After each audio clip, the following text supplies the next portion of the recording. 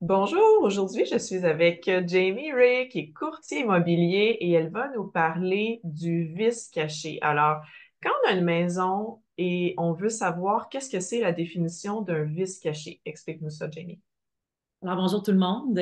Le vice caché. Alors, c'est un défaut ou une problématique sur une propriété qui est importante. Donc, c'est important de dire que c'est important. Donc, c'est pas la poignée, elle est lousse sur la porte. Donc, c'est un défaut important qui n'était pas visible lors d'une inspection normale et puis qui n'a pas été déclaré, qui n'a pas été divulgué par le vendeur. Donc, on n'était pas au courant. C'était un problème qui était inconnu qui aurait peut-être affecté ma décision de l'acheter et aussi qui aurait peut-être affecté le prix auquel je l'ai acheté. Je vous donne Hmm. des exemples. Donc, on parle ici de problèmes de moisissure, problèmes d'humidité à cause d'un problème de drainage, problème de rénovation, de construction.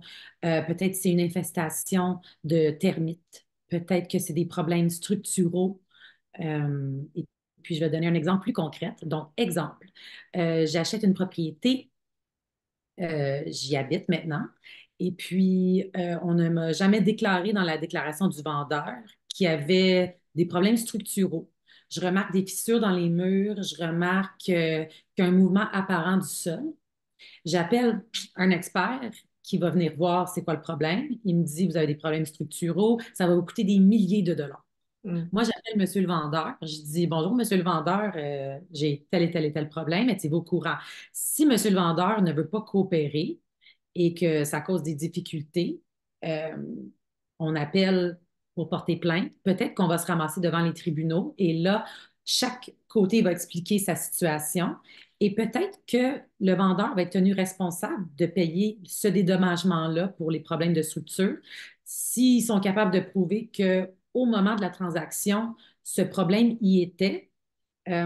Même s'il ne savait pas, peut-être qu'il pourrait être tenu responsable parce que moi, en tant qu'acheteur, je ne le savais pas. J'ai acheté la propriété en toute connaissance de cause de ce que moi je savais. Puis là, il faut que j'aie payé des milliers de dollars pour des problèmes de structure dont je n'étais pas au courant parce qu'on ne me l'a pas déclaré. Donc, ça devient assez cas par cas. Il y a beaucoup de situations.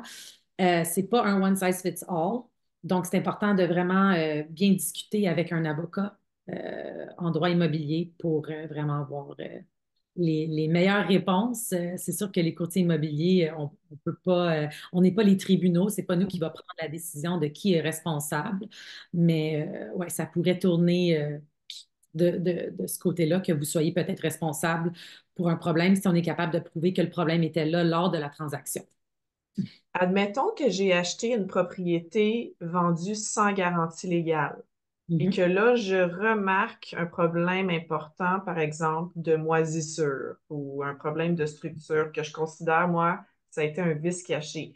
Est-ce Ouais. que je pourrais quand même essayer d'entamer des recours contre le vendeur qui avait vendu initialement sa propriété sans garantie légale? Oui, vous pouvez. Donc, le vendeur, en vendant sans garantie légale, en déclarant tout ce qu'il a déclaré dans sa déclaration du vendeur, donc il a tout divulgué, tous les problèmes sur la propriété dont lui était au courant. Si moi j'aménage et puis que j'aperçois, on ne m'a pas déclaré dans la déclaration du vendeur qu'il y avait des termites ou disons des coquerelles, mettons l'exemple un peu plus intense, là. J'aménage et je me rends compte qu'il y a une infestation de coquerelles ou de termites. Je remarque que les portes sont toutes grugées. J'avais pas remarqué ça à mon inspection initiale, mais là, on se rend compte qu'il y a un problème. On me l'a pas dit. Je pourrais quand même avoir des recours. Je pourrais quand même porter plainte si le vendeur ne coopère pas et puis que je peux prouver que ce problème-là était apparent euh, durant la transaction et moi, je ne le savais pas. Donc, vous n'êtes pas à 100% à l'abri de poursuites, de litiges futurs à la vente même si vous avez vendu sans garantie légale. Donc, c'est beaucoup de cas par cas. Il y a pas de oui ou de non direct. Je trouve que chaque situation a vraiment des différentes implications. Donc, le seul conseil, le plus grand conseil que je pourrais donner, c'est vraiment de toujours bien remplir la déclaration du vendeur.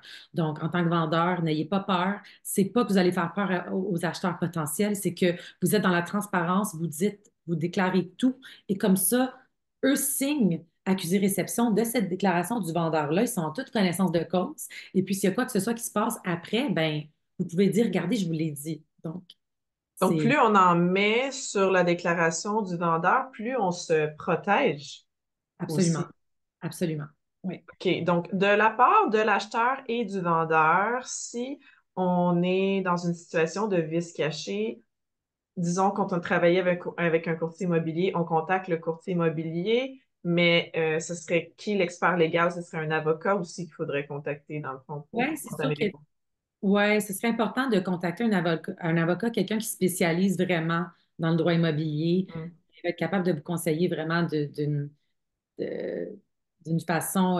C'est sûr qu'on ne connaît pas toutes les légalités de notre côté, on n'est pas conseiller juridique, donc ouais, je dirais de contacter un avocat.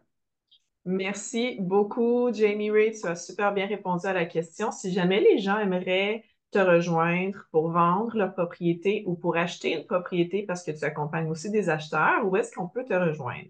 Alors, mon information va être dans les commentaires. Moi, je travaille pour Remax du quartier et puis je fais partie d'une équipe qui s'appelle HS Immobilier.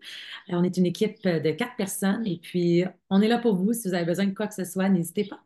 Merci. Merci beaucoup, Jamie. À la prochaine.